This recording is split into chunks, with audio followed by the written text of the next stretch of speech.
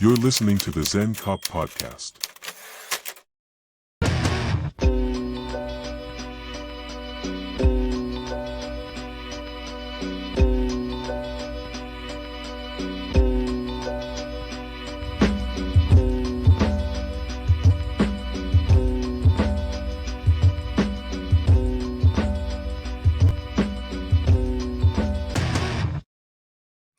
Guys, welcome back. Mac Rollins, Zen Cop here. This is the Zen Cop Podcast, Season 2, Episode 15. I am really excited because I've been trying to put this together for a while. I feel like we both have, but I'm pumped to have Brian Sanders on the show. Brian, for those who don't know, is a recently retired homicide lieutenant, gang expert, and instructor. During his very impressive career, he served on a variety of very proactive units to include gang suppression.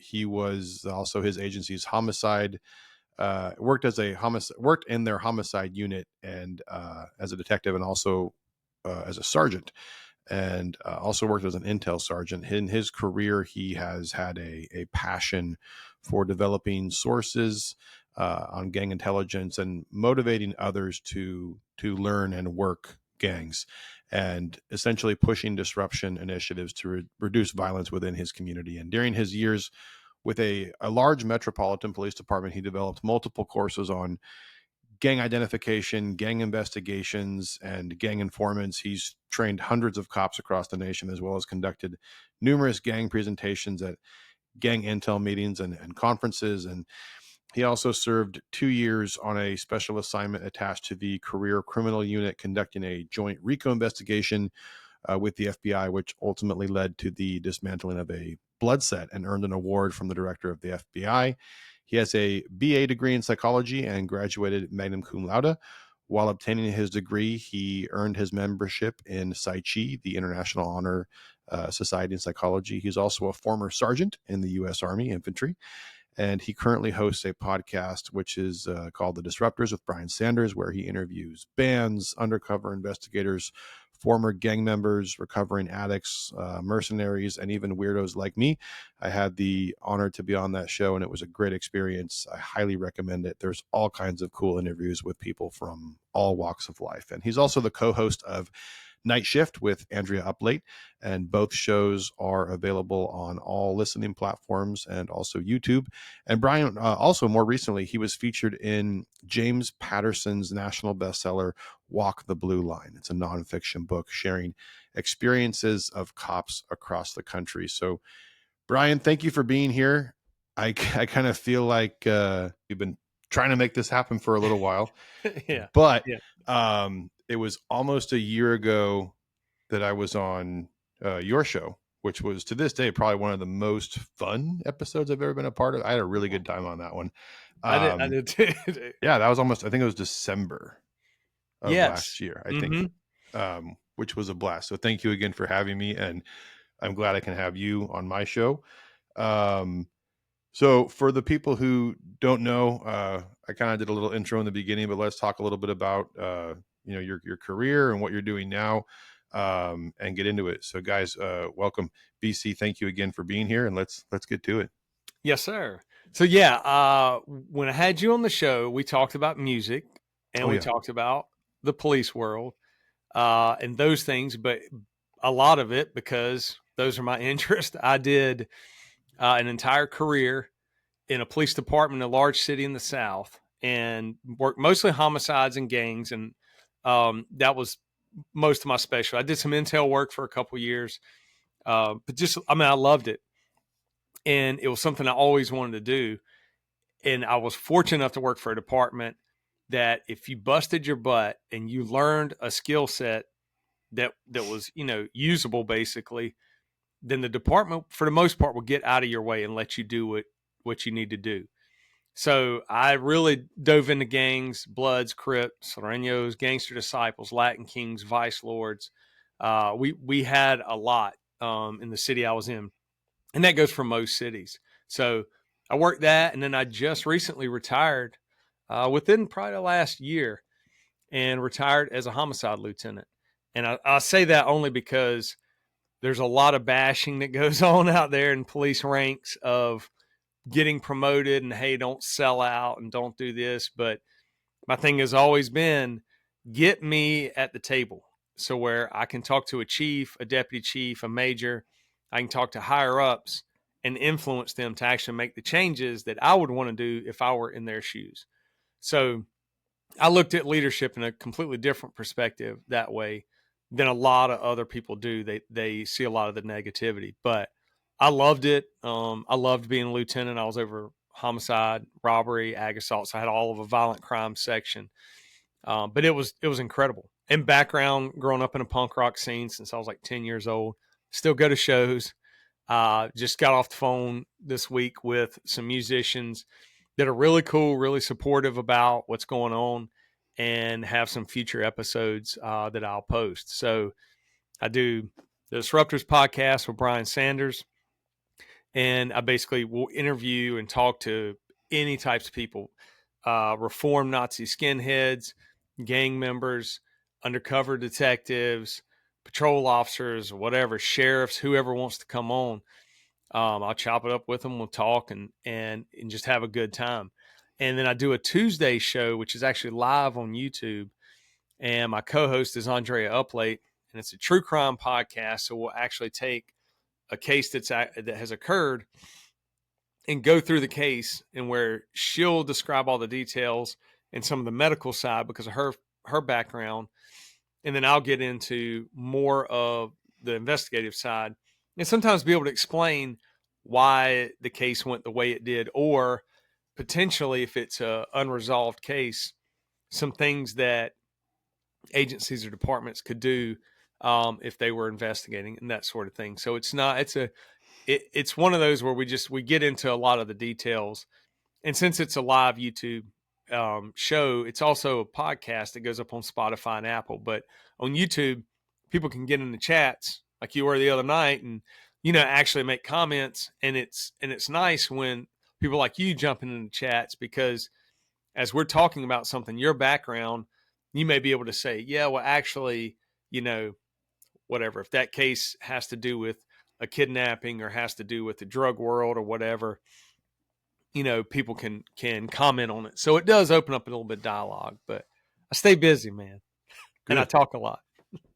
That's a good thing. So I guess one thing that really I've sort of gravitated to you, I guess in terms of knowledge, has been the gang stuff. I've never really been super involved in that community, and I also work for an agency that doesn't really have a gang problem. We have a lot of transplants, a lot of wannabes, a lot of dropouts, a lot of weird stuff, but neighboring jurisdictions, for sure, it is a ongoing issue, and an issue that I feel like has been prevalent, I don't know, since the 50s ish, 60s ish, and then just kind of spun out of control. But I would say the average person probably doesn't understand the connection to criminal activity and gang activity and how much they're the same thing, especially when it comes to, if we were to look at even just like the gun violence issue, and we talk about numbers, we would see a direct correlation to gang activity almost exclusively. And I've enjoyed learning a lot about, I'm not an East Coast guy, but it's almost like they're two very different worlds, but we have the same problem when it comes to the investigative process and stuff like that. So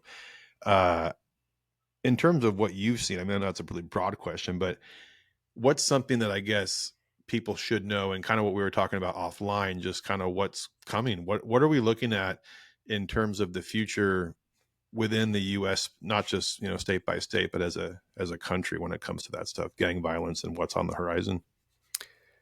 Yeah. I don't want to be doom and gloom. So I'm going to say an answer, but then there's going to be a positive side to it. Okay. It is only increasing. It's only getting worse because gangs spread through the populations. And usually it breaks down to either through school systems, where one student is already an active gang member and then they influence their friends at that school, or a person goes, and gets locked up in a smaller jurisdiction, and goes to a state prison, they get recruited by a gang while they're in the prison. And then when they get back to that smaller jurisdiction, they have rank, or they may have a little bit of juice, a little bit of power. They get back and they start recruiting. So then it starts to spread in those smaller jurisdictions. So depending on where you are in the U.S., you can see spikes in violence, gun violence, based on that, if those agencies are able to track and document properly gang members. Now, it's almost impossible to be able to do that if someone is not trained. And most departments, they don't mean to be this way, but most departments don't put a lot of emphasis on gang training, gang documentation, investigations, proactive assets or units. It always baffled me, because in any large city, you got to have those gang units. The problem has spread to so many cities and been able to dominate the criminal underworld, because a lot of those cities didn't do things to be proactive as that gang presence got into their city, especially for the South and the East Coast. And that's why I say, like, it's only going to get worse in that sense if the departments are pulling back proactive assets, which we know most large cities are. And what we've seen are those spikes, and you've done some great episodes discussing gun violence, the statistics and what they really mean, and what it means for cities that are, disbanding their gang units, their drug units, any of their proactive units. So when they do that, and then that violence spikes, the gangs get emboldened. The same way you walk into a classroom and you see somebody throw something at the teacher or disrespect the teacher, if you don't see that kid the rest of the school year, okay, they got suspended. If I do that, I'm going to get in trouble. I'll be just like that student. If that student comes back and sits down the very next day in that chair and gets to treat that teacher with disrespect, the next student beside them is like, okay, I can get away with this. It's the exact same thing in the gang world.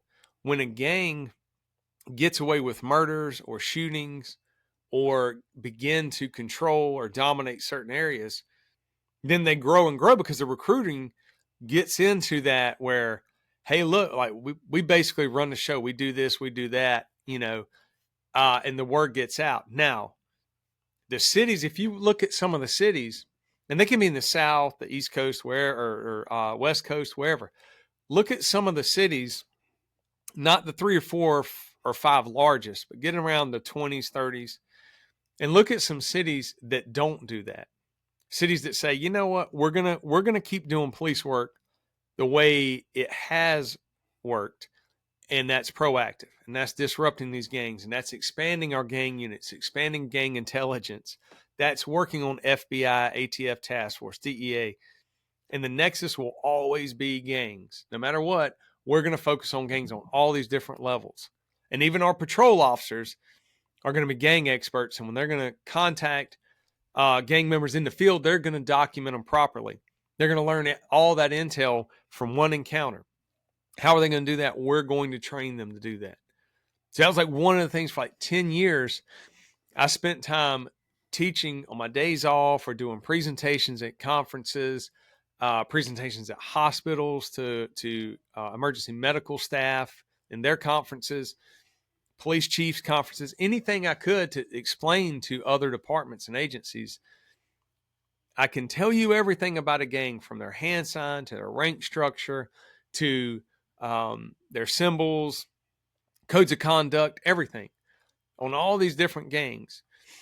Now, what you have to do as an organization is you have to be able to take that and go proactive with it. You have to build a culture within your department that won't tolerate the gun violence and the gang violence. That's the only way to do it, though, because you can't get an accurate picture on the gang problem if you, as a department, can't even articulate the gangs in your city or membership. How many known gang members are validated, is what we say, gang members.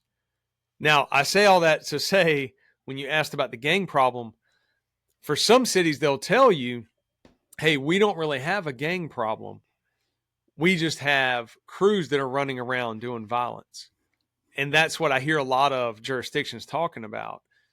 And then it's like, okay, but really what you're seeing are certain sets of gangs committing crimes. You just can't articulate it because you haven't been trained.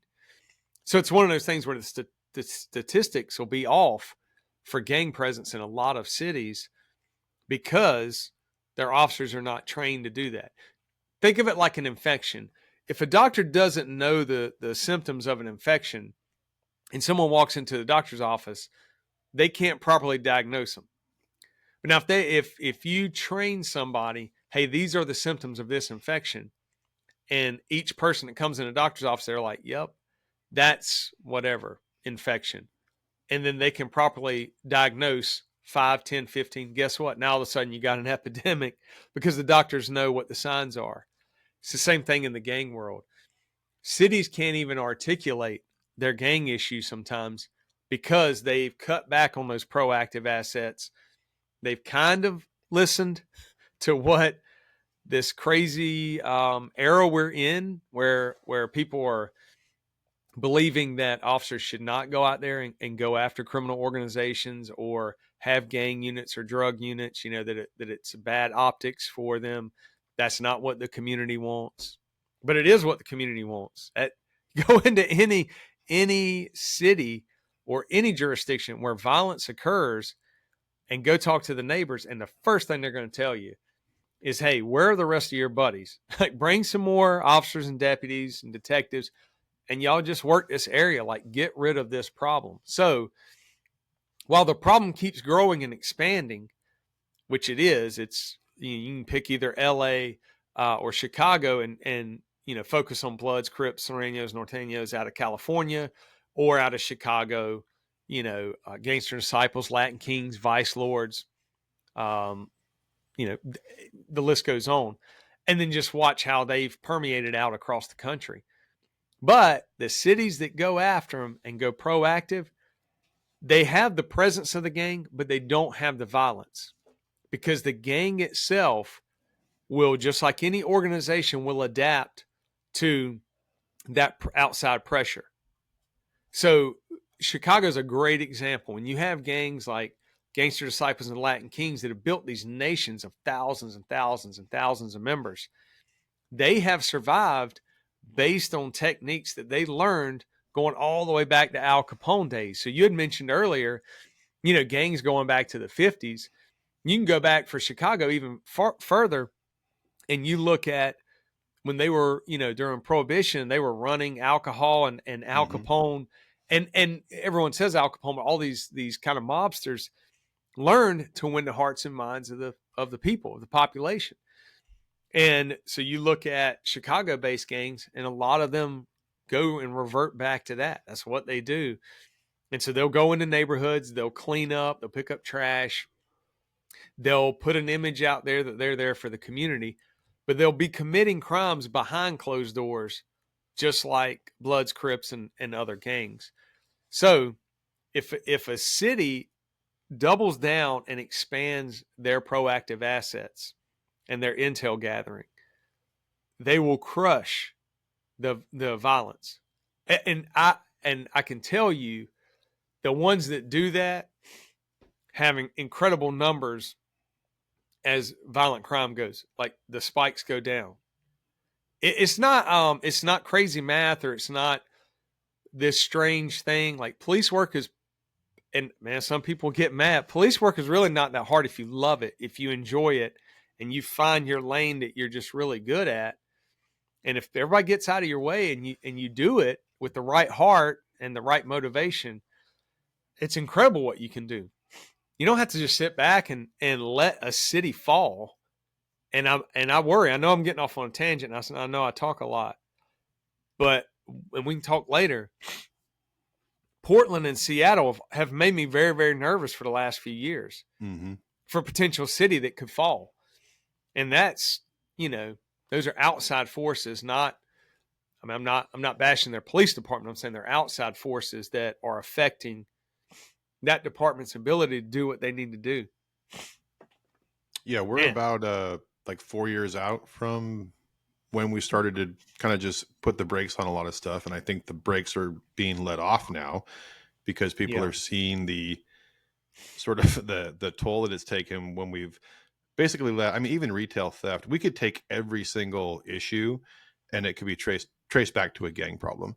Mm-hmm. Whether it's fentanyl, whether it's retail theft, whatever, there's a underlying pulse there, to include the cartel and other things that are, Mm-hmm. majorly influencing some of the things going on. But I just don't think I think if you asked most people, even in some of the larger cities, do you guys have a gang problem? They go, I don't think so. They just don't really know. And without digging deep enough, you wouldn't really see the gang issue unless you Right. had a trained eye, or even, just walking down the street or driving through certain parts of town. You're not going to notice certain things if they're not a part of your life. But I would say one of the bigger and scarier things for society that they don't see, and this is something that I really pay attention to with local arrest records, especially in Sacramento, which is there's always something that Sac PD is posting, and they've been really good about posting the age of the suspects, Mm-hmm. and they range between, I would say, 15 and 21. More commonly 16, 17, 18, 19 is kind of like the number that we'll see, all linked to gang activity. But the numbers of juveniles under 18, which in California is terrible because we can't even interview them, there's all kinds of laws in place. So Mm-hmm. it's just kind of it's a juvenile probation referral that kind of goes into a round file and nothing ever happens. So I don't think that most people understand the gravity of what that means to include, parental structure, all of these things that just sort of, circle around that main issue. But kids especially, it goes back to and my dad was a vice principal at it was a pretty rough high school, a lot of gang activity in South Sacramento. And it was this feeling of wanting to belong that at Mm-hmm. the end of the day, I think most people could relate to and understand that it feels good to be a part of something, no matter what it is. And Yeah. if you have nothing, then something that involves women, drugs, guns, that sounds pretty cool. Okay, cool. Sign me up. And in the interim, you're going to do all this dirty work to try and climb as fast and hard as you can. Do you see I mean, it's an obvious answer, but I mean, talk about, if you can, the connection or correlation to kids specifically in some of these neighborhoods and what they're Mm-hmm. looking for. Yeah, I was in a documentary recently, a news crew out here in the South. It's WREL.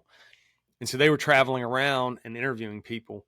And my name got thrown out there because I'd done like some various like news interviews when I retired because I could actually put my face out there. Mm-hmm. So they reached out to me. They're like, hey, we're doing this documentary on gangs, but the juvenile rate and how North Carolina had dropped the arrest rate or arrest age. I apologize. So it used to be 16 to physically arrest. So a lot of things got disrupted very easily a couple of years ago because an officer could walk up and grab a 16 or 17-year-old for a misdemeanor and handcuff them and then process them, contact a parent, do all that.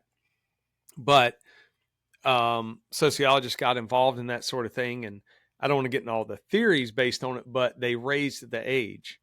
And when they did that, we were all kind of, bracing for impact because anytime you raise the age like that, arrest age, now juveniles, especially now, can pull a device out and hit Google and see, what this means. This means, oh, I Yeah. can't physically be arrested. And going back to what I mentioned earlier, in a classroom, if somebody gets away with horrible behavior, the next kid probably is going to do it if they've got that inclination. Same thing in the juvenile world. If a juvenile is 16 years old and has a gun in their waistband, and that's what's going on right now, especially out here on the East Coast, is there's been this restriction lifted. So for years, juveniles knew that 16 was that age. So all the way up to 15, they could act wild, but then at 16, they knew they could get just arrested right off the street, which would slow everything down. So 15 was the cutoff. And I had worked a gang at one point. I don't want to get into too many details, but during one of the recordings at a meeting, orders were actually given, and they were given out to juveniles very specifically. And the whole reason for that was because they could not, in their minds, they could not be arrested or charged as adults.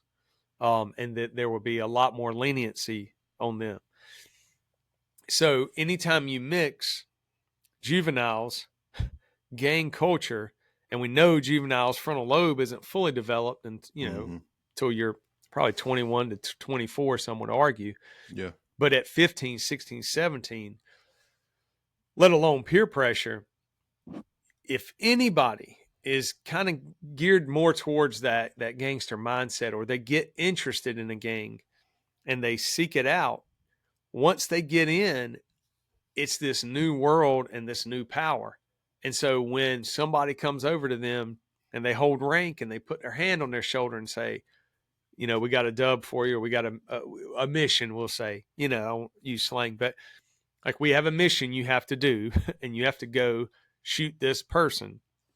That in itself, juveniles and gang members will tell you, gets them hyped up, and people sometimes get upset when I compare these two worlds, but you, me, and a few others, we live kind of ego-free, or as ego-free as we can. So think about if a unit is getting ready on a deployment overseas to go assault a building, kick a door in, snatch somebody up, whatever, they get amped up. When that order comes down, they're gearing up, they're ready to go.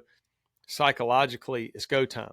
Same thing in the police world. When you're going to execute a search warrant, you're going to knock a door in or something like that, you get excited about it. Same thing, and we have to remember this, that we're all human beings and our brains somewhat work the same in this sense.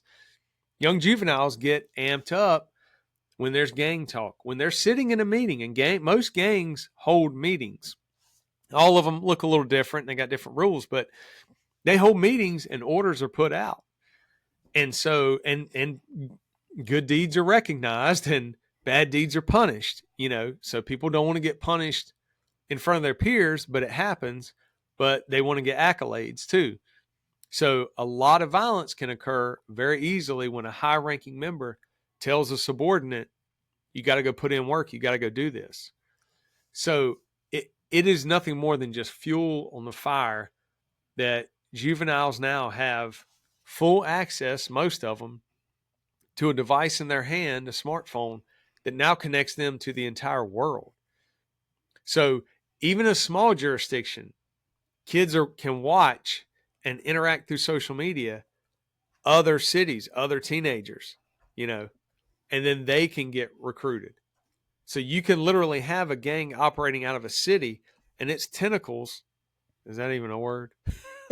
Can reach out to all these like small suburbs, or out here, in the southern states, you have like these very rural areas, and, I'll get contacted by smaller agencies, and they're just like, hey man, what does this look like? Or maybe they'll attend my classes, or we'll do virtual sessions. And they're like, hey, you mentioned, whatever, pick a gang, Vice Lords, and now we're seeing 2212 spray painted on our tobacco barns, and you're like, yeah, it's crazy, dude. But yeah, remember we talked about Vice Lords and them coming out of Chicago? Well, yeah, they're operating out of this larger city in the South, but by way of that, they're now in your jurisdiction, and probably, one of those few ways, either somebody in your city or your town went to prison and got recruited, or got recruited through social media, through school, that sort of thing. But the juveniles, it's sad. You can look at demographics in a lot of cities, and you can see the same demographics for victims as suspects. You know this, but I'm saying for people who are listening, if they don't work violent crimes, or they don't, focus on a lot of statistics or what's going on in the city, the demographics for a lot of cities are almost the same for shooting victims and shooting suspects. And so for us down here in the South, everyone hears my accent, and I'm battling a cold, so I apologize.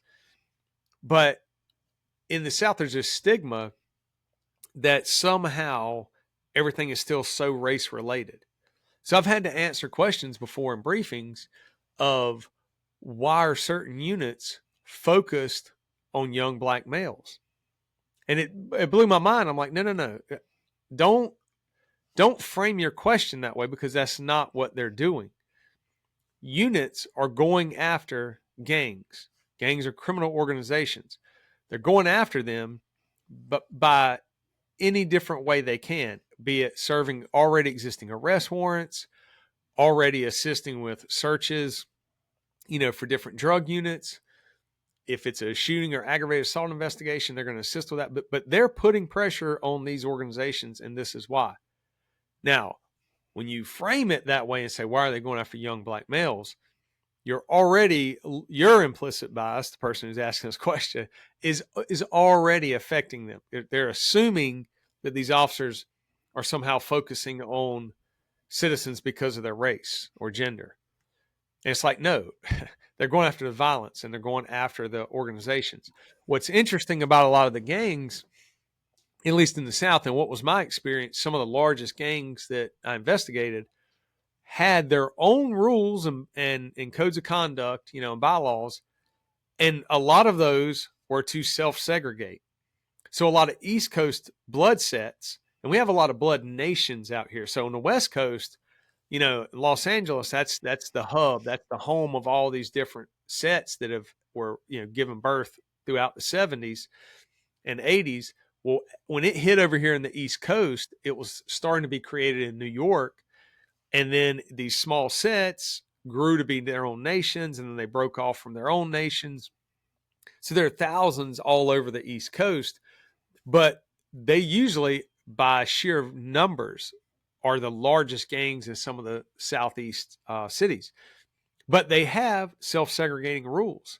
And so, like, rule number 1 out of their, say 30 or 31 rules, depending on what era we're looking at, will be no whites allowed.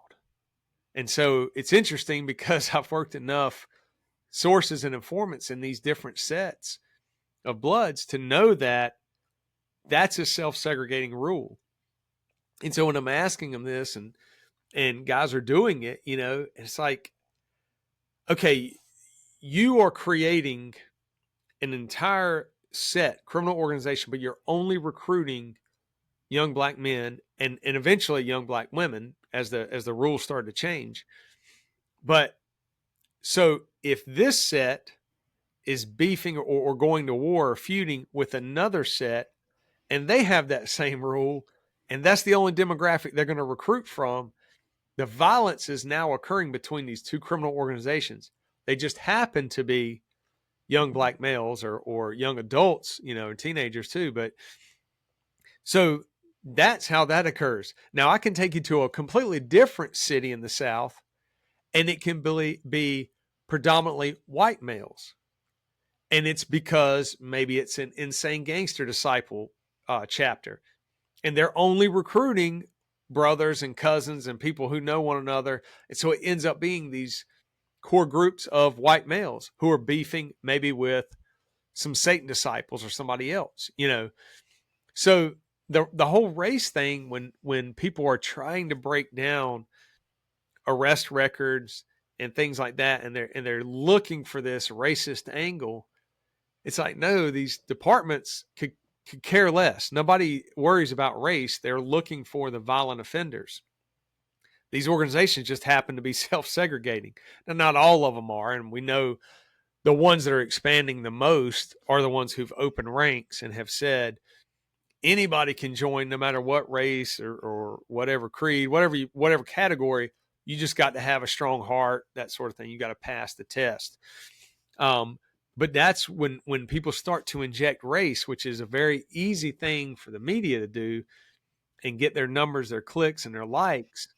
And the byproduct of that is the average citizen starts to hate police departments and starts to assume police departments are racist, when we've never been farther from racist organizations across the country. I mean, it doesn't matter whether you're in the South or the West Coast, the East Coast.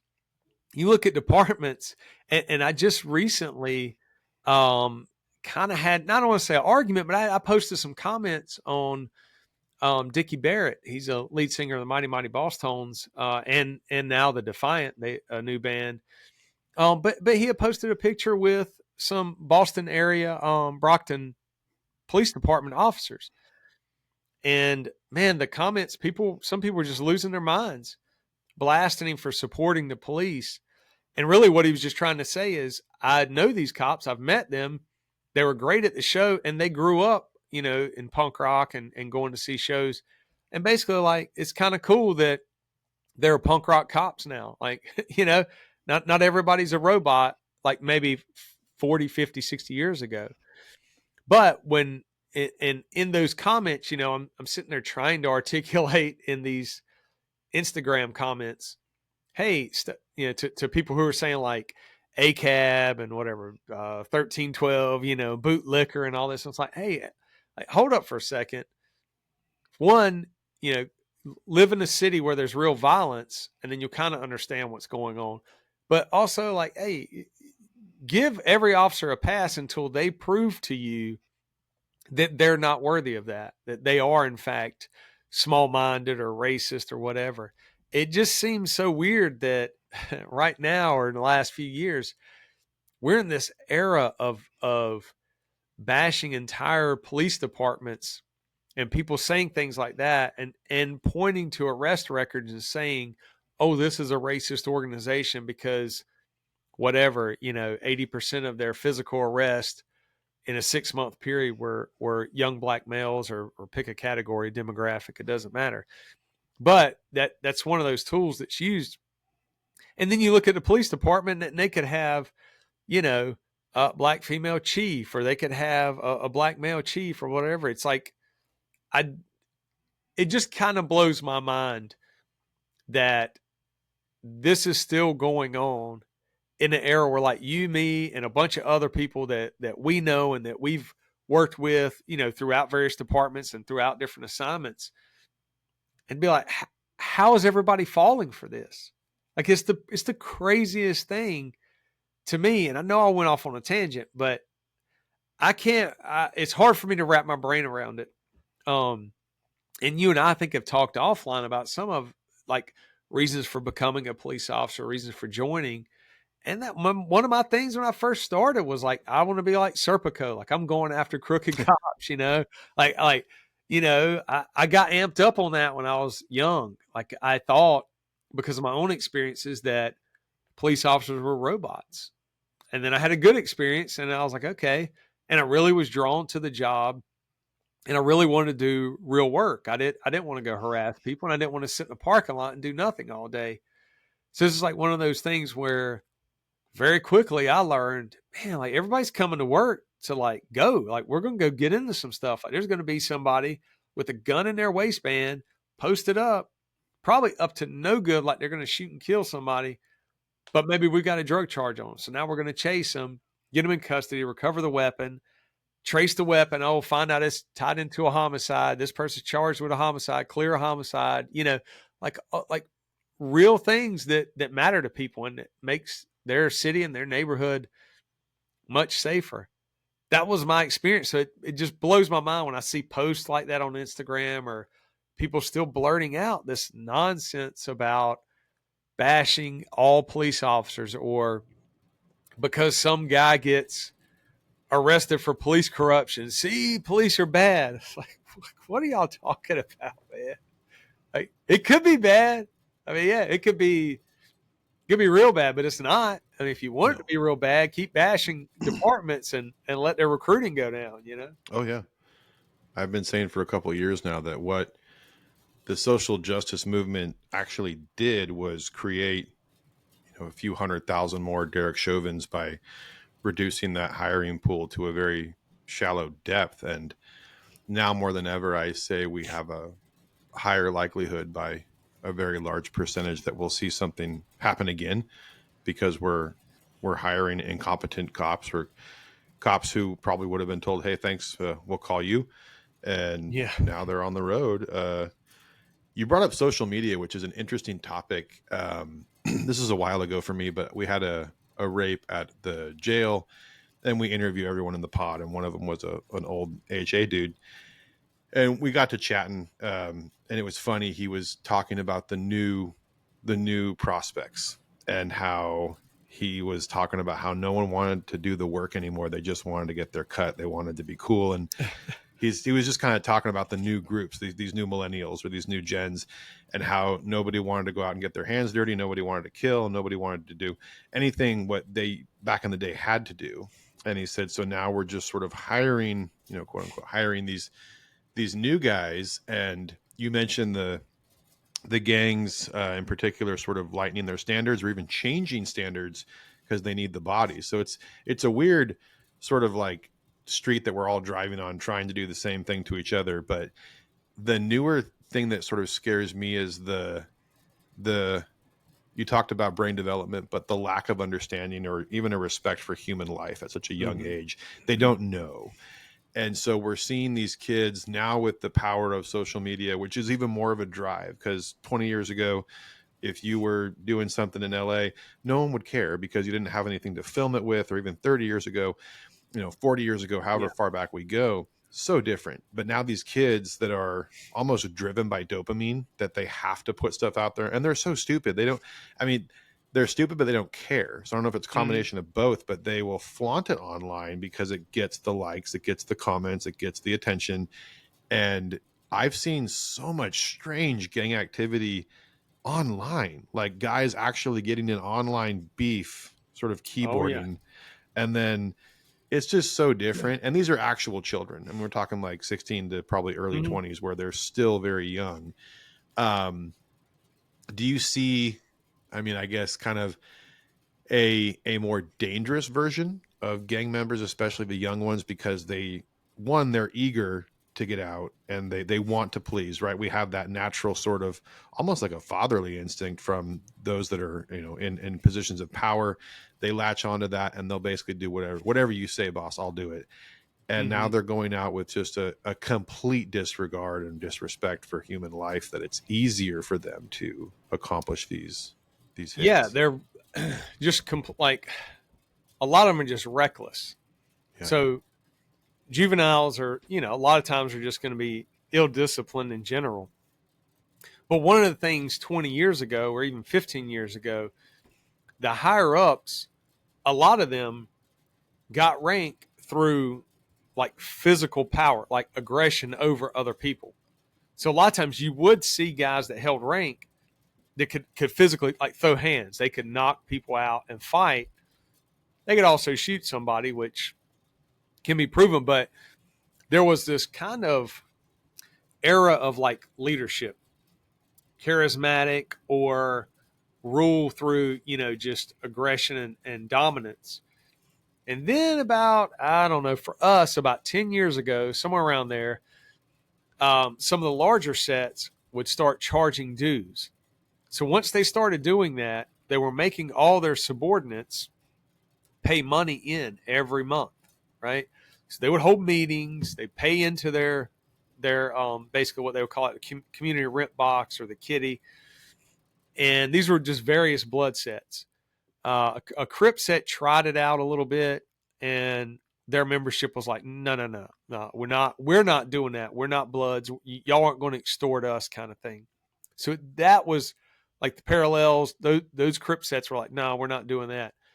The Blood sets, though, in our area, because they were East Coast in origin, and we've got LA sets as well, and I can get into that later, but the East Coast sets, when they were charging dues like that, they were also selling rank, so to speak.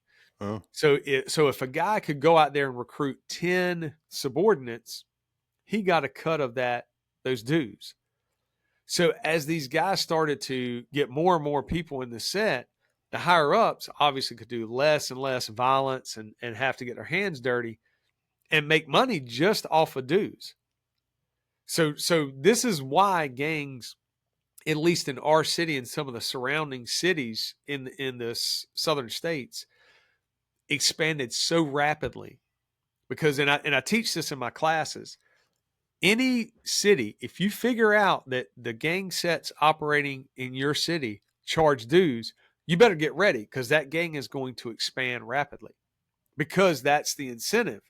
Get more and more and more recruits, so you get more money, cut of the membership.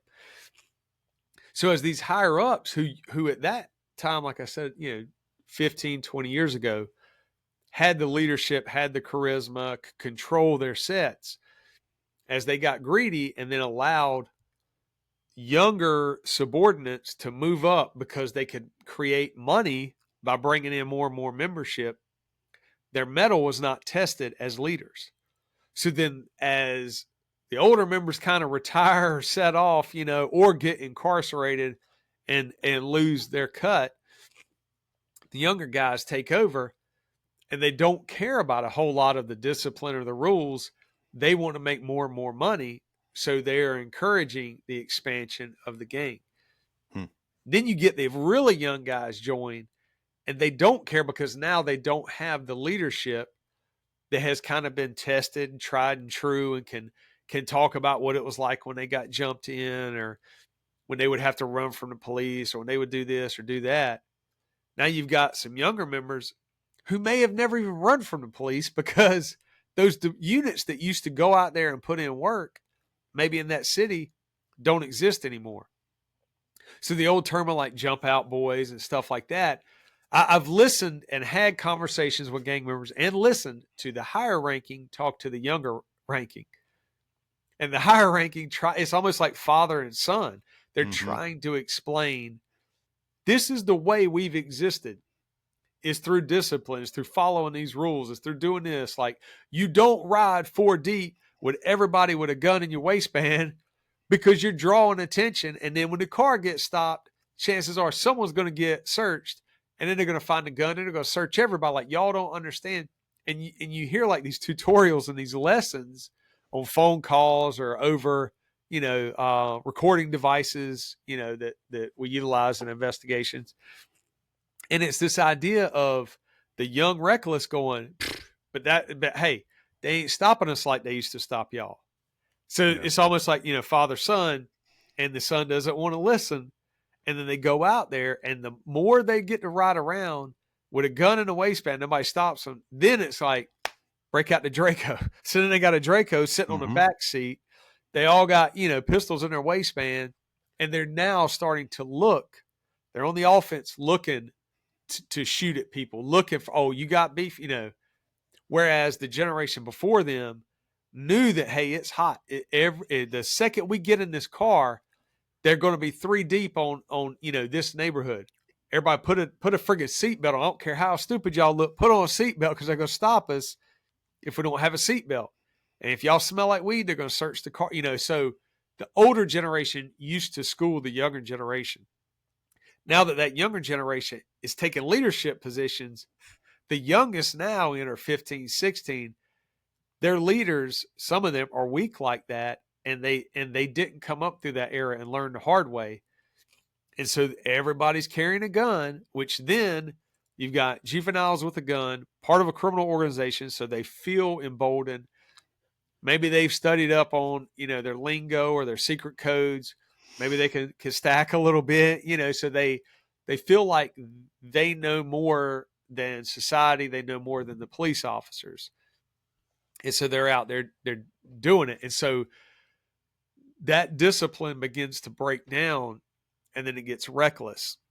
And then what you end up having are a lot of juveniles kind of doing their own thing. And then when they get involved in a shooting or a murder, if it's not set business, like if it's not part of the gang business, sometimes leadership will fully cooperate, and say, I don't have anything to do with this, and this has nothing to do with the family, or nothing to do with the set or the hood or whatever, depending on what gang and code. And so you'll have sometimes gang members cooperate against their fellow gang members because they acted reckless and made it hot for everybody. So it's one of those things that in some departments, you can also capitalize on that. If you work gang intel and you really pay attention, and you encounter enough gang members and you talk to them on a daily basis, and if you keep track of this stuff for years, boom, I remember this. I don't care if it's Bloodstone Villains, if it's Rolling 20s, Neighborhood Bloods. But pick any set, I don't care. But if you know your people, and then you go to them and you're basically like, hey, we know this happened. We know this murder happened or this shooting happened. And one way or another, we're going to get to the bottom of it. And it can either be the old way where, somebody comes in and what they used to say, burn the village. Guys will be like, yeah, they're going to burn the village, meaning everyone's going to get arrested in the set until they figure out who did the murder. So you condition criminal gangs and organizations to operate and police their own that way. They'll go on the offense and say, we've been through this for 4 or 5 years.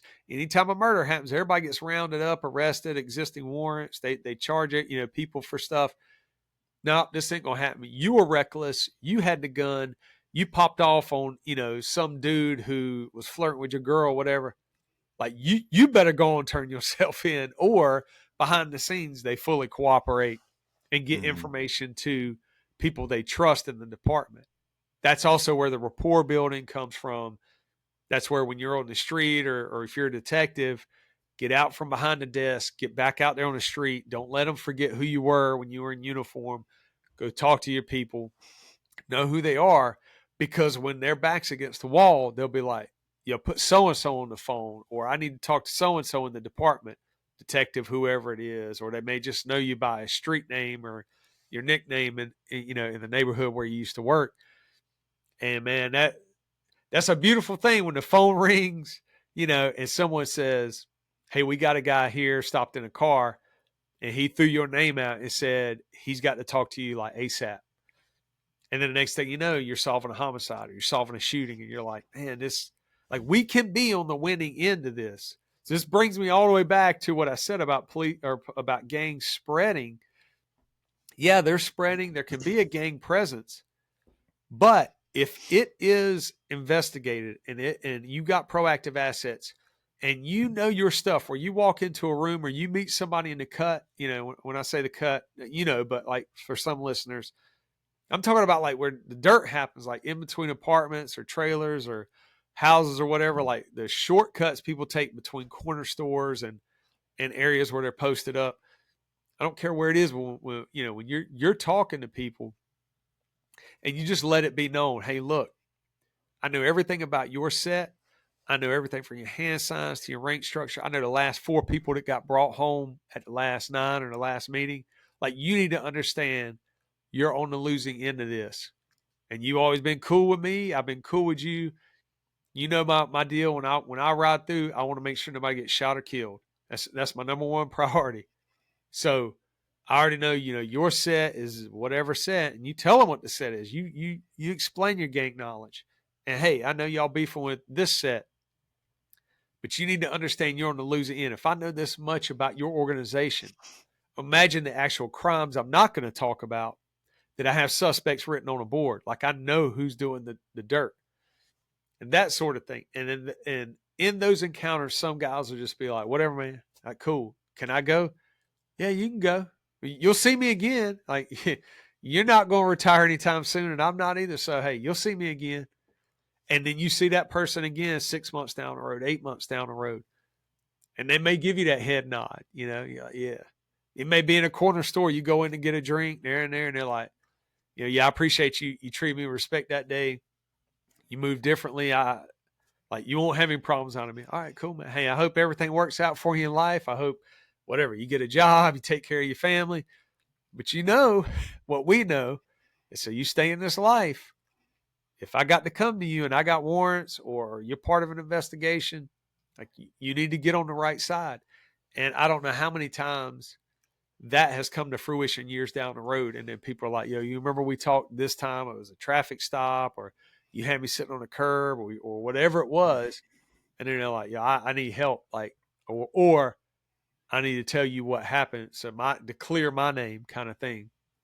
So say all that to say, if cities do that, if they do gang work like that, then the gangs can still be present there, but they will police their own membership, and they will reduce the violence. They won't push the violence. I mean, that's the thing. Like, they only push it when they think they can get away with it, or if they know their membership is just so reckless gangs can kick people out. They can excommunicate them. You know what I mean? Like Mm-hmm. in the East Coast, they do a lot of set flipping, and a gang member will be part of one gang, like one blood set, but they'll flip to a different blood set, like a different blood gang. Basically, they all kind of operate differently, but that happens. So departments can condition these gangs and criminal organizations just like that. But you can't do it from ignorance or from a weak standpoint. Like you can't walk into a room and talk to some dude who's got rank and not know anything about the gang, and then be like, well, we're going to arrest everybody in your gang, and they're going to go, I'm not in a gang, sir. Mm-hmm. Oh, what's this tattoo mean? Well, I don't know. What does it mean to you? Because they're G-check you. They're checking you. They want to know your knowledge. And if you can't do it, then that emboldens them. And they go, okay, like y'all don't even know the tattoos that I put on my fist and my neck and my forehead. You know what I mean? Like, so then when they walk out of an interview room or they walk away from an encounter, they feel like they are invincible, that they are part of this organization that will take over the city, or will take over the state. Or hell, some of them will be like, to the world blow, like we're pushing it until then. So if departments would double down on being proactive, double down on their training, like I still do my gang classes. I teach in person and I do virtual classes. I do videos and I can actually send people the links. They can watch the videos on a private YouTube link and learn whatever they want to learn about whatever gang. They can pick the category. I do all that because departments have almost forgotten how to do gang work while the gangs are expanding. So we can't do that in the police world. Like we cannot, I have to pass on my knowledge the same way sergeants, lieutenants, captains, whatever, they pass on their knowledge, and training officers do it. Like if we just, throw our hands up and give up, the country will look completely different inside of 5 years. And when I mentioned earlier about like Seattle and Portland, I'm not being dramatic when I say it's very possible for a city to fall, for a city to lose control. And you kind of saw a little bit of a perfect storm in those two cities a couple of years ago. Yeah. And that's not even always gang related. That's, when citizens begin to get, I think, manipulated and begin to riot. And some people love to riot because it's just fun to just tear stuff up, and go unchecked.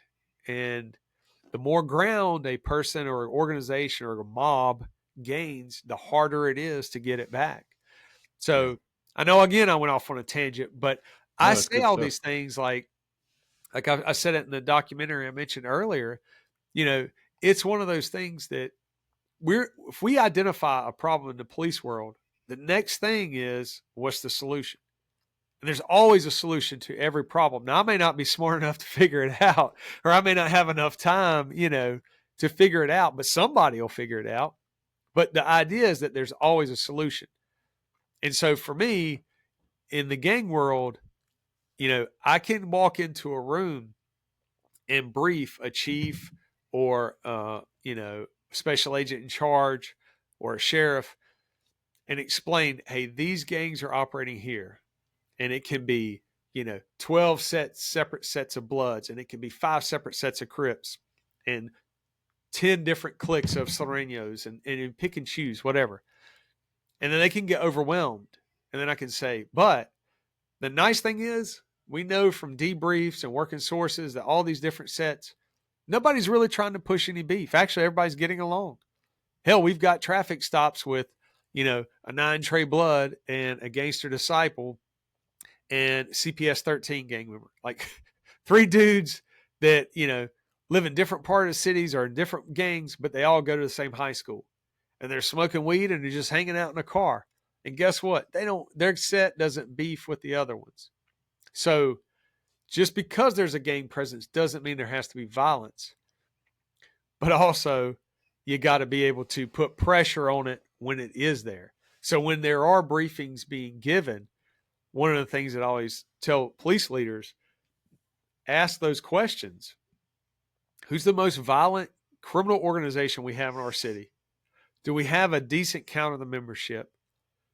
Can you flip any of the membership into informants right now, or do you already have sources that you're working? And what's our plan for going proactive on them if we're not already doing that, right? How can we get organized and actually address this number one threat for the city? That's pretty easy, man. It's an easy thing to do. It's an easy fix, but a complicated, I guess, operation, because if we let it go on for so long, I mean, that's kind of the running joke of what we do for a living, is that eventually, if nothing's kept in check, and even if the slightest bit of pressure is given or released, it's gonna take us years to go backwards. And I don't think there's enough that can be said on just the basic concepts of community policing, but I also feel like that's lost. It's not necessarily its presence, but just as times change and the new generation takes over, you're going to have a very different outlook from the new cops on the street. And it's the same for the gang world. I don't think the majority of society understands that the gang world does have rank, structure, financial backing. They have all of these things that we have, but just on a different playing field. And it's equally as prevalent, equally as powerful.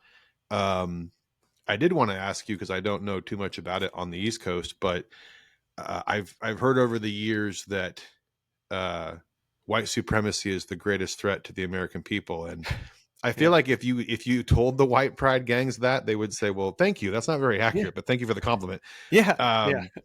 And in terms of race, I mean, it's not like it's intentional, but if you look at gangs in general, I mean, every gang group is broken down by race. If you were to look at the West Coast stuff, I mean, for my area in Sacramento, there's Hmong, there's Vietnamese, there's Black, there's all kinds. White supremacy, though, any of the AB stuff and a variety of other outlets, I don't think they're as prevalent, but maybe they are just a different, I don't know, goal or a different mission. But if we were to even entertain that as a potential issue, does it carry the weight that the media wants people to believe, or is that more of a speaking point politically? I'm going to address all of it. So when I was a young patrol officer, one of the things I loved reading about from the time I was probably about 15 was history. Read a lot of books on history. And then I got into a lot of books on history about the South, the civil rights movement, things that were very specific to my city, very specific to, obviously, the southern states. And so I was on patrol. I patrolled in a city that I grew up in. So it's incredible to be able to talk to families. And sometimes I could mention events that happened in history, and they were there for it. It was incredible. And I worked in a district of the city when I was on patrol. There was about like 95% Black, maybe 5% other, could be white, Hispanic. But for the most part, most of the beats, the smaller areas that I worked, were predominantly Black. And I loved it because I could sit there and have conversations with people that grew up in my city, but were, 2 generations older than me. And one of the things I used to hear a lot about is citizens would say things about the Klan, the KKK, because it was very prevalent in the area that I was in 40, 50 years ago. And so I would say, there's, on our radar, there's not a lot of threat in the city from any kind of local clavern, or KKK set or clique or group. And I would have a younger generation say things like that. Well, y'all need to be out there harassing, arresting the Klan members. And I'm like, hey, if they were the number one threat, that's exactly who I'd be working. But right now, fortunately, they're not doing anything in our city. But what we do have a problem with, are Bloods and Crips and Gangster Disciples all beefing and people shooting at each other. And so the number one threat right now for me to deal with is not the Klan. It's these organizations here, right? So when I started hearing that kind of in the media and this kind of buzz about white supremacist groups being the number one threat, I always think back to those conversations and go, okay, if I were to go right back into those same neighborhoods right now and ask them, hey, what's the number one threat you're looking at right now in your area? Like, the the last 6 months, you've had 2 homicides in this one apartment complex, because that's what we're talking about, that level of violence. Hey, where's that threat coming from? And I can guarantee you the grandmothers and the mothers and fathers and stuff in that neighborhood would want to smack somebody if they said it was some white supremacist group, because they know the facts for that city. And they know that's not the number one threat. Now, that doesn't mean other areas of the country can't have that infection and have that problem. But when people say across the country, that's not it. At least in my opinion is. Because I talked to so many other departments, so many other agencies, and they're not seeing it the way it was 40 years ago or 50 years ago. Now, I know everything morphs and changes, and I get it. But when you're talking about bullets going into bodies, it's not, the race has nothing to do with it, and it's not terrorist groups like that are doing it. It's street gangs and it's crews that are beefing and going to war with one another. So I always wonder, like, when someone says that, it's like, well, is that the soundbite you heard, and from what organization did you hear it? Or is this what has now generated the most clicks on the internet when someone posts something like that? And so that adds that fuel. So whatever outlet puts that in a headline, and then they go, oh, hey, we ran this story and we've got 3 times the amount of traffic based off of it. So, hey, let's double down on that stuff. That white supremacist stuff is good. And so I think that's what starts to feed that cycle. But in reality, and I'm in the South, so that's the stereotype, is it that white Southern males are, a bunch of racist robots or whatever. And it's the opposite. We're pretty laid back down here. Like, we just want everybody to be cool. If you just have manners and you're nice to everybody, everybody's good to go. Everybody gets along. Now, one thing that I have noticed in the last probably 5 years is the evolution, and I saw it coming, where young white males were being excluded from gangs that they wanted to join. Like legit white guys in the city I was in would try and like befriend Bloods, and these certain sets of Bloods, East Coast Bloods, were like, no, man, like, you're white, you can't be in the set. So these guys wanted to be gangsters so bad, but the closest gang they had wouldn't recruit them. And I saw it. I'm like, those dudes want to be gang members. They're getting rejected. I wonder what they're going to come up with, or who's going to take them in. Now, not the exact same guys, but that mindset. Years down the road, so now 4 or 5 years ago, we began to see stuff out here in the southern states on the East Coast emerging of AB, you mentioned it earlier, like Aryan Brotherhood symbols and kind of ideology, mixed with Bloods and Crips, hand signs, attire, like flying bandanas or flags, what they call them, and their rank structure, their lingo. So Bloods and Crips, a lot of times you'll recover, like, we just call it like pocket literature, or whatever. It's like their writings, then it got digital, so you could pull it off of their smartphones, and it's really just like their constitution, their rules of conduct, all that stuff. And so we started to see these gangs of white males who would adopt more of like a white pride attitude. The symbols, like the number 14 for the 14 word, white man's oath, that comes directly from an organization called the Order back in the 70s, if I remember right. And then they use the number 88 for the 8th letter of the alphabet's H, so it's like Heil Hitler. And they use like the Nazi lightning bolt. So they use these symbols, these swastikas, and then they mix it with hand signs and like fly a bandana the exact same way a Blood or Crip would.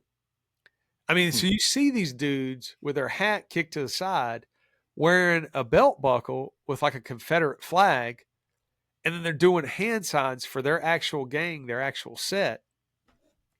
And then they'll have like a swastika tattooed on their chest. And so it was this crazy like evolution. And so I started getting intel from another organization, and they were like, hey, just be ready. These dudes are going to be in this area, this area, this area. So the more I would present on it at these gang intel meetings, when I would kind of bounce around to different jurisdictions, just like I talked about earlier, when you know the infection, you know the symbols or signs, you can properly diagnose. So as I started to kind of travel around and share this information, it's like, hey, we've only got, one or two guys documented in the city, but they're linked to these guys in this county, this county. Here's a heads up. This is what you're looking for. The hand signs, the symbol, the rank structure. Boom. Within a month or two of those meetings, those contact forms will start to come in. Hey, we've got them out here in this county, in this county, in this county. One guy was actually in California and got linked into a crime out there. And so then he got all this clout out here. So it was kind of crazy to see that begin to happen and take off. And so now if you've got, white guys who are having the inclination to want to join a gang, or they're seeing, social media stuff, or maybe they go to school with dudes and they're like, man, I kind of like Bloods, I like Crips, but I don't know these dudes. It sounds crazy to say it, like, I don't know these dudes, but I really want to be part of that.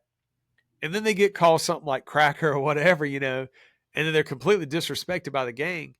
Now they're rejected. They're looking for some gang to fall in with. And here comes somebody in that set. And then you could see recruitment like that grow. So that evolution, it was like bridging these two worlds that on the surface, the way I was raised and the things that I saw throughout the punk rock movement, and you saw Nazi skinheads come in. So if I saw a swastika, if I saw, the Nazi lightning bolt stuff, like I knew, okay, hey, that's a Nazi. Like get ready for them to use racial slurs. They're going to assault people, whatever, like this is going to be bad. But these dudes would use those exact same symbols and basically say white pride, but not necessarily use derogatory terms or try to beef with someone over race.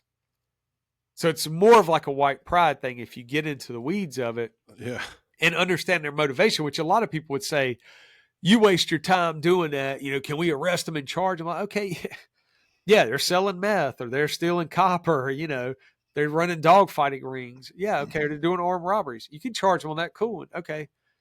But if you know how that organization operates, then maybe when you're encountering a 14-year-old who's starting to show some of that interest in gangs, or you could kind of see their behavior and go, they're prime for the pickings for this gang. Yeah. Go ahead and tell that kid, hey, look, do not join this gang when they come along. This is how they're going to recruit you. They're going to tell you white pride, and they're going to tell you that nobody cares about you. And a lot of the same sales pitch that Nazi skinheads and hammerskins and stuff did, throughout the 90s and 2000s. It's the same thing for these, but they're morphing into like these criminal street gangs, but using those symbols. So it's the same thing. It's like if departments and jurisdictions get tapped in and really do their gang intel stuff, you can get ahead of that problem at least, or identify somebody who's been in that gang and then gets excommunicated. Because if you work threat assessment, then oh, we've got a guy who now is part of a criminal organization, and one that, is bringing race and ideology into it, but now the gang rejected him. Well, why did they reject him? And now what are we dealing with? A lone wolf. So when you're doing threat assessment, hey, do you think this guy could be a potential active shooter?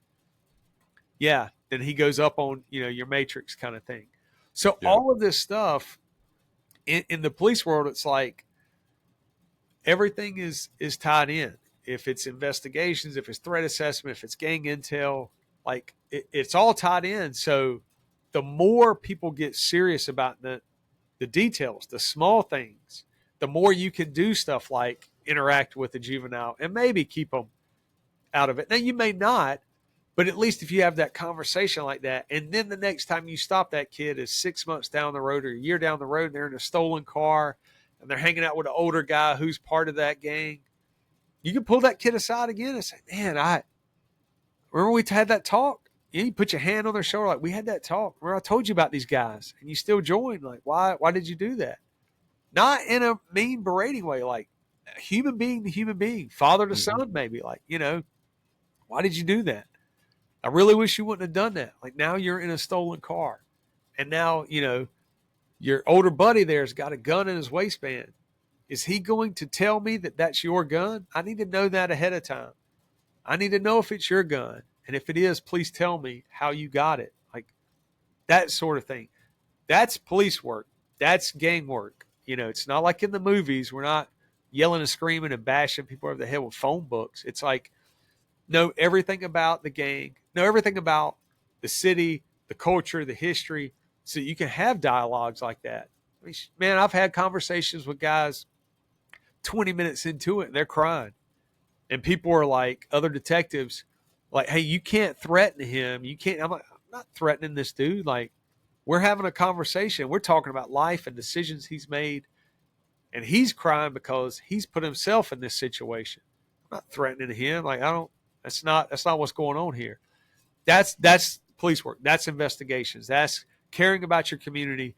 And that's actually seeing the problem, finding the solution, and doing everything you can to help solve it, as well as recruit other officers and deputies and other jurisdictions. Hey, everybody, let's get together, get in a room, let's share gang information, legit share gang information. Like, don't just sit in a room and eat up the free donuts and drink the coffee, you know, and just and not share. Like, bring something to the table. In those same meetings, teach. Yeah. If I'm running a gang intel meeting, I'm going to teach a 1 hour block on 2 or 3 different gangs, and I'm going to go over stuff, and I'm going to say, hey, this is what 8 Tray Crips, what their attire looks like. This is what their hand signs look like. This is their rank structure. These are the last few large movements they've done. These are the people that hold this rank. Hey, they may have problems with fill in the blank, you know, rolling 60s neighborhood Crips. Hey, jurisdiction back there, you've got rolling 60 Crips. We talked about them last week. Are you hearing the same things? You know, like, that's it. That's gang intel. Like, and for anybody listening who is in a department and the department's not focused, like, you got to be the person. You got to step up and start talking about, like, hey, this stuff can be addressed. Like, we don't have to live under a rock. And I've got a website, the Disruptors with Brian Sanders, and on that website I've got the courses. Email me, you know, reach out to me, take a course, talk to me. Instagram, you can just chat with me on Instagram. Like, you know, you and I talk and we share information. Mm-hmm. It's like, I don't want to see that future that we mentioned earlier. Like, I do not want to see cities fall.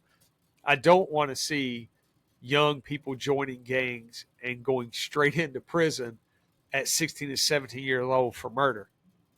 You know, we've had 13, 14, and 15-year-olds go to prison for murder over gang stuff, and it'll break your heart. I mean, I'm you know that, but I'm saying, like, for just listeners, like, but it doesn't have to be that way. So if you're on a department, you want to work gang stuff, and you don't have those resources, those assets, reach out to me. We'll have that conversation. I can even explain how to pitch it to higher up so that they understand it and put it in a chief's view, you know, because a chief is going to see things different than a patrol officer, deputy, or maybe a line sergeant or a detective sergeant. It's like, hey, they're more focused about this. You're focused about this. This is how to pitch it. And this is actually how to stay focused on it and not, I mean, hell, man, I even break down, like, the types of people you want in a homicide unit, the types of people you want in a gang unit, like personality types, that sort of thing. Like, I've watched a bunch of stuff where the good old boy's like, hey, I'm going to hook my buddy up and he's going to go in this unit. You know, he wants to break from patrol, and you're like, that doesn't work. And now he's going to get on that unit. He's going to be a slug. Everybody knows that was your boy. You hooked him up, you know. So he didn't earn his position. Everybody else did. And now you got a dysfunctional unit. That's an interesting thing to bring up, the escape, which I feel like most people, I wouldn't say most, but agency specific, but I've seen a lot in my area overall of younger guys doing maybe 2-3 years, and they're trying to get off patrol to do something else because patrol sucks, because staffing sucks, because everything, the climate, all of it. And they're doing themselves a huge disservice by not working. I had the most fun. Looking back on it, it was really hard and it was horrible, but it was a lot of fun. And probably where I learned the most was weekend nights, graveyards, where it was just a lot of a lot of stuff going on with a lot of downtime, but in between the proactivity you could do for meeting people at 2:00 in the morning, you'd meet some of the most important people of your career. Yeah. You know, I It's a always good tell way to people put it. it's not, I don't give a shit if you met, pick your, I don't know, guest speaker, whoever, whatever social media accolades they have, you'll learn the most from, in a weird way, befriending some of the worst people in your zip code and having a Yeah. first name basis. And like you said, that phone call example is great, but you should, if you want to do something in investigations or you want to do something different, at minimum, some of the worst people in your area should know your name, not by reputation necessarily, but just, I know that guy. We've talked, he's cool. And I just feel like that's a big part that's lacking for the newer kids who are kind of still getting their feet wet. They're not really good at conversating at all. So we have this weird sort of, I guess, disconnect there. And it's weird because it's both ways, right? The newer generation of the bad guys are almost equally as insufficient as our generation. So it's this Yeah. weird, like, what do we do? And then guys like you and I mean, I'll be 40 next year, but eventually I'm going to retire. I don't want to do this Mhm. forever, and nobody does. So as time goes on, we just sort of lose the mentality of even the bad guys who are kind of saying, hey, like, like you were talking about, keep your shit together. Don't go do stupid shit. You're going to get in trouble. And almost like that quiet professional mentality where they knew it was good for business. So why Yeah. rock the boat if we don't need to? Yeah. It is weird, but I don't know. I try to be positive, but I'm not really excited about where we're going. I Yeah. don't like where we're going now. And, even politically, I don't care what your opinion is, and whoever you can do and vote for whatever you want. That's why we live in America. But at the same time, I just don't know what the next 20 years looks like for society, because every year I feel like we're getting closer to Gotham, to this very just Yeah. gross place. And you mentioned falling cities. It doesn't happen overnight. Mm-mm. There can be mass chaos overnight. There can be mass chaos for weeks, but the change, like especially LA, San Francisco, some of the major cities over here, it was a slow decline because of, primarily drugs, fentanyl being number one, and just watching this slow death of some of the nicest places. San Francisco, I used to love going there. It was a beautiful city. There was lots of stuff to do.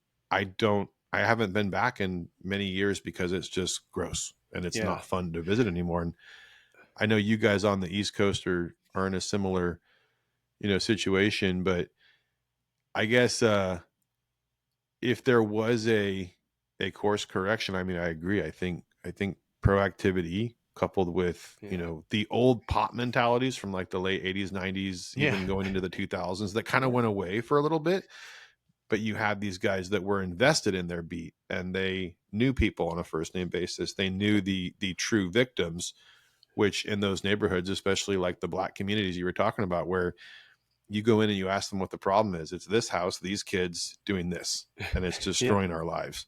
Yeah. And it really had nothing to do with race. It was just where things happen. And within those neighborhoods, culturally, this is what we're dealing with. And I don't know why race has such I mean, I do, because it's a good political move and it's easy to throw out there as a Yeah. speaking point and a proving ground for people's agendas.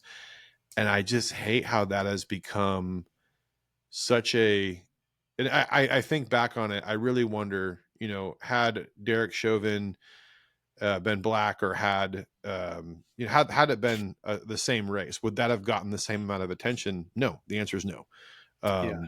So it's just sort of this weird world that we're living in, where regardless of, you know, the action or the effort, it's highlighted based on someone's, how can we sell more? How can we make more money? Clicks, likes, whatever it is, media coverage. And in the meantime, I feel like cops just sort of get the shit end of that, Yeah. no matter what it is. Which is the craziest thing, because I always listen to when people say, like when they talk about former President Barack Obama. Mm-hmm. I listen for how they categorize him.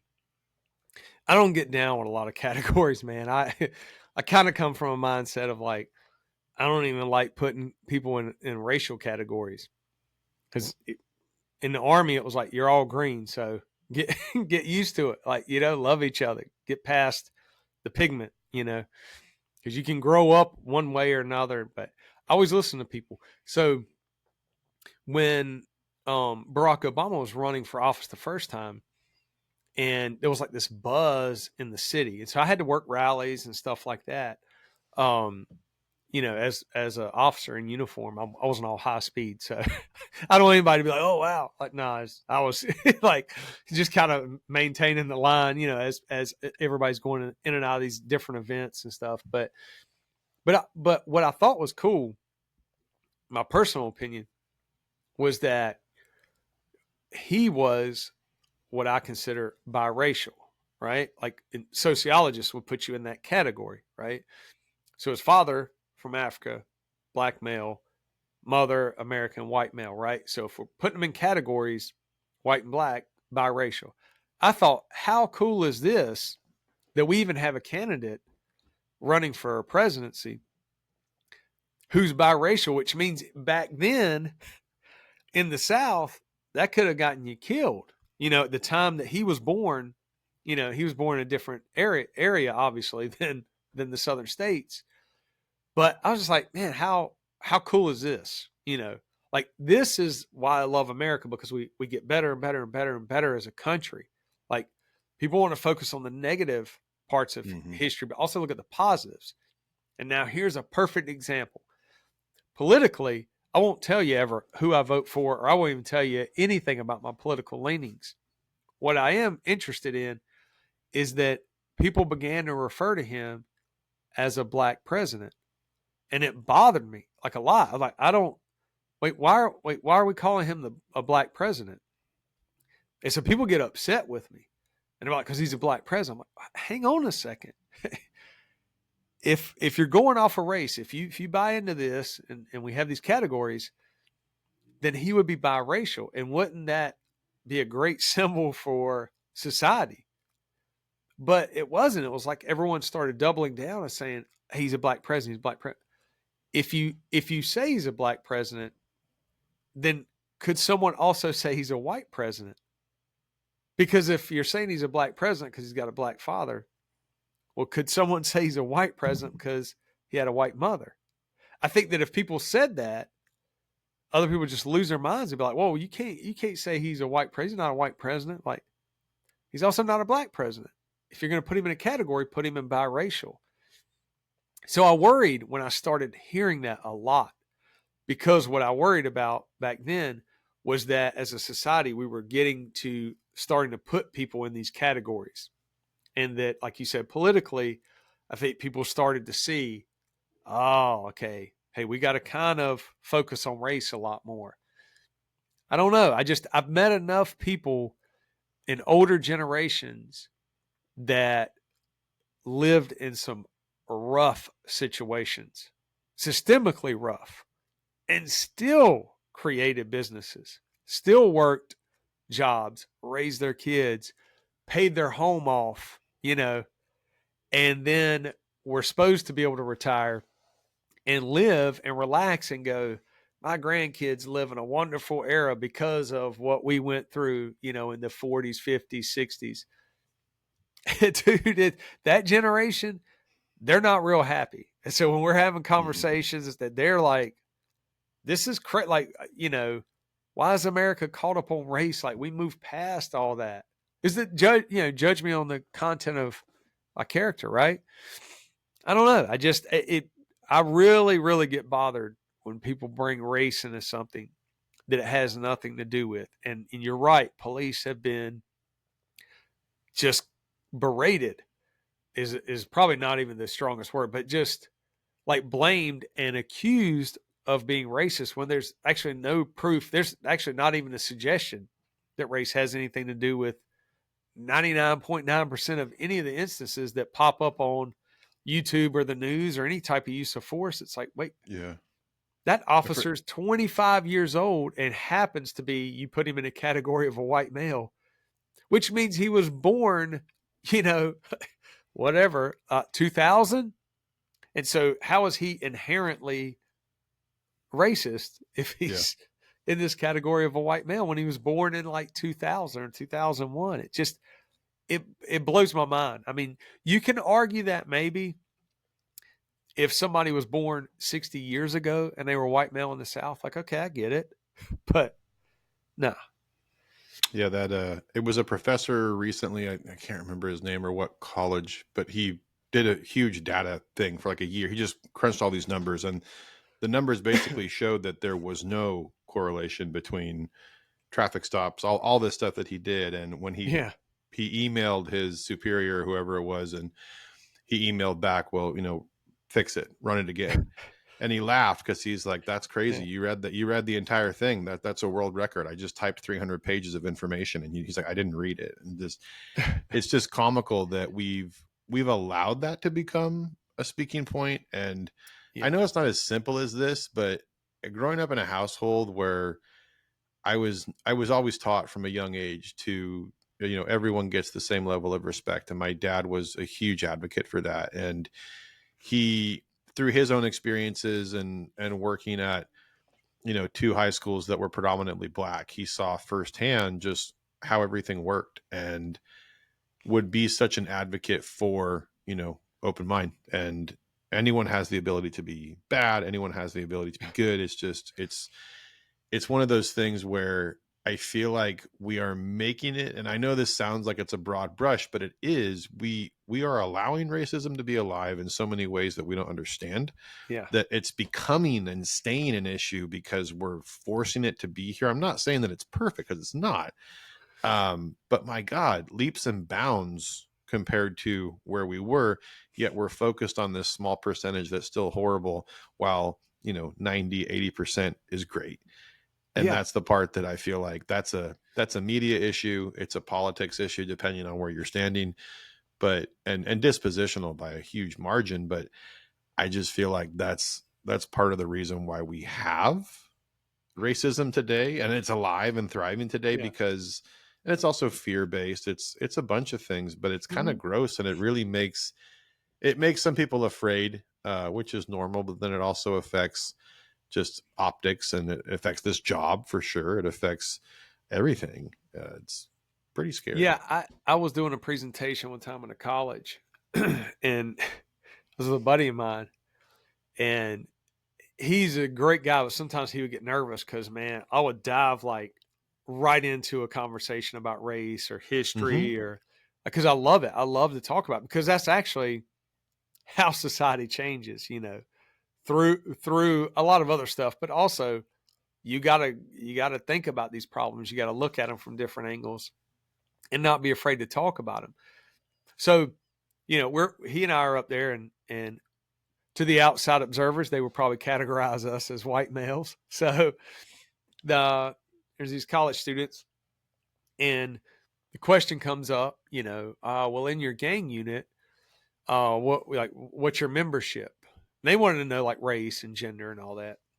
And at the time, I think we were 8 people on the unit. We had gotten up to 14 at one point, but I think at that time we were like 8. And I was like, 8 white males, knowing it was going to cause a gasp. He's like, oh. And of course, they all collectively gasped, because I knew what they were looking for, or what they were, I guess, hinting at. And I said, it is a volunteer unit. The only way you get to the gang suppression unit is you put your name in. You submit a memo and say, hey, I want to be on this unit. Then the department's going to pick from just that pool of people. Because who wants to work gangs if you're told you got to go work them? Like, we want volunteers. Yeah. So at the time, it just happened to be that the vacancies were then filled with several guys who just happened to be white guys. So I had to explain it. I was like, hey, this is a volunteer unit. So you're injecting race when really race doesn't matter. It's who's volunteering for it. But if it makes you feel better, the first group that was pulled from applicants was, 1 female, 2 black males, 1 biracial, 1 white guy, and 1 Puerto Rican guy. Like, because there was like 15 people that put in for it, and those are the core groups of applicants they pulled. So it's like, I just happen to be on a team rotation right now. It's, 8 white males or whatever. It's like, but Our race doesn't have anything to do with it. We all want to work gangs. We just happen to be this demographic. But a year from now, demographic could be completely different because in the police world, we are police officers. That's basically how we're categorized. That's what we do. So you can't don't get focused on like race and then assume, oh well, you need more diversity on this gang unit. Well, I don't fully understand that, but I've heard that about homicide units too, and I've had to correct that misnomer and be like, no, give me the homicide detectives, or give me detectives that want to work homicides. They're going to pick up their phone. That are going to come in and work 48 hours straight and be problem solvers. That's who I want. I don't really care what their background is. I don't care what their gender is or their sexuality or religion or pigmentation. I don't care about any of that. Like, just give me the hard chargers. So, but that gets infused into police work. And I've had people, bring it up, and I'm like, you're in leadership positions. You got to be smarter than this. I do not understand this. It doesn't make sense. It's like if we continue down this path, we're actually moving backwards.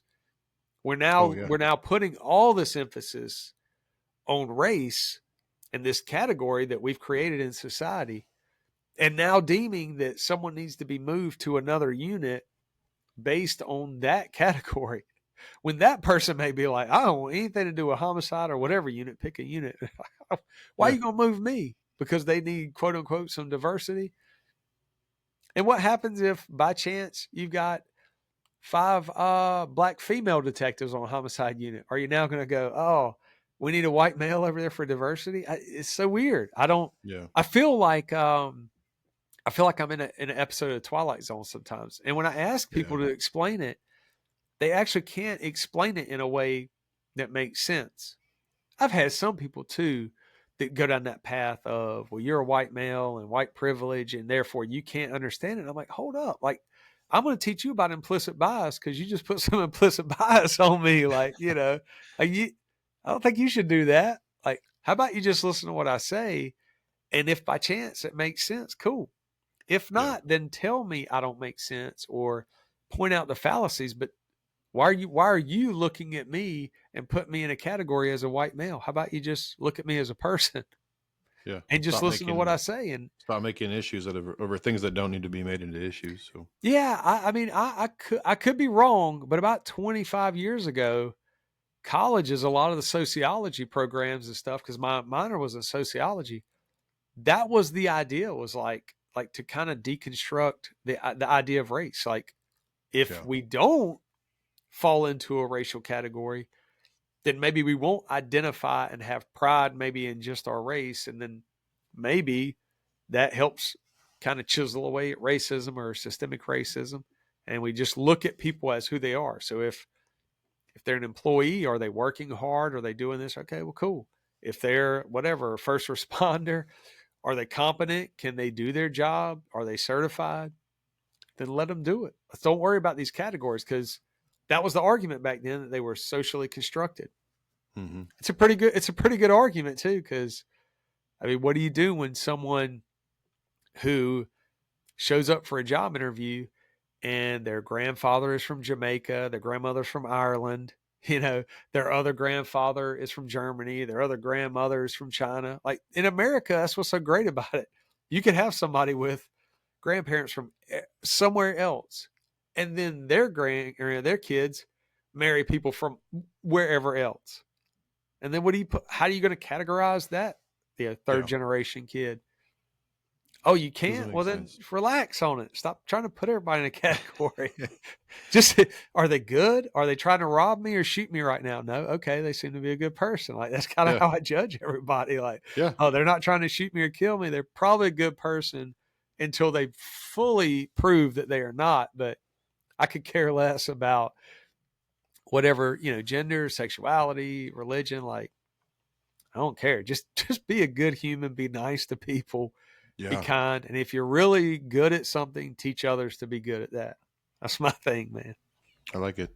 We didn't get into music, and I did want to ask you before we sign off here, anything that people should be listening. I know this is kind of like the last part where it may not be applicable to everybody, but Yeah. give me something.